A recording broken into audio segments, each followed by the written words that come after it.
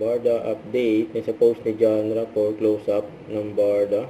At 10 days to go, magsasama ulit sila Barbie at David sa event ng close-up. Yun, At ito pa yung post ni Miss Tony, behind the scene endorsement shoot ng Barda.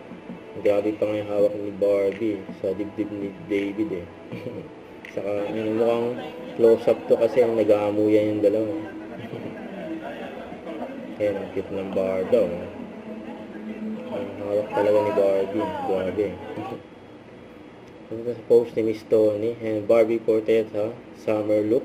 Ayan, may starfish pa nga sa harap ni Barbie. Sa ito pa, yung event ni Barbie kahapon. Sa Cinema Expo 2025 kung saan pinanonood ni Barbie yung movie niya na Penthouse 77. Saka feature din si Barbie sa GMA Network. Kinumpirma ni Barbie Fortesa na dadalo siya sa paano ni Arden Ray George.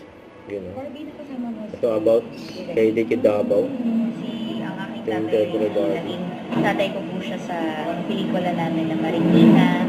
Tapos naging tatay ko rin po siya sa And I Will Always Love You. Tapos na-experience ko po ang kanyang pagiging director sa The Half Sisters.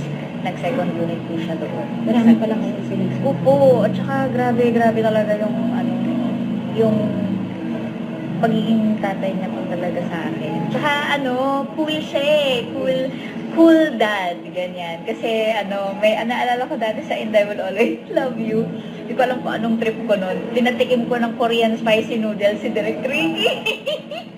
Tapos grabe yung reaction niya, sobrang epic. Pero ganun siya ka-game sa lahat. Pero pagdating sa trabaho, pagdating sa set, talagang very professional, very generous as an actor. At marami ka talagang mapupulot na aral sa kanya. So, parang happy memories. Oo, yes. Wala po ako talagang sad memory of Direk Ricky. Parang lahat, lagi lang siyang nakangiti, lagi siyang nakatawa. Naalala ko dati, parang nagpayo siya sa akin nung And I Will Always Love You. Sabi, parang, I'm so proud of you. Sana lahat ng kinikita mo ay naiipon, parang ganyan. Kasi syempre, nasa edad ka na kumikita ka, ganyan. Sana, isipin mo din yung future, ganyan. Start saving up, ganyan. Sa kanya galing yun. Kaya hindi ko talaga makakalimutan yun. Don't forget to subscribe and click the notification bell for more updates. This is with your reaction vlog. Stay tuned for more videos. See ya.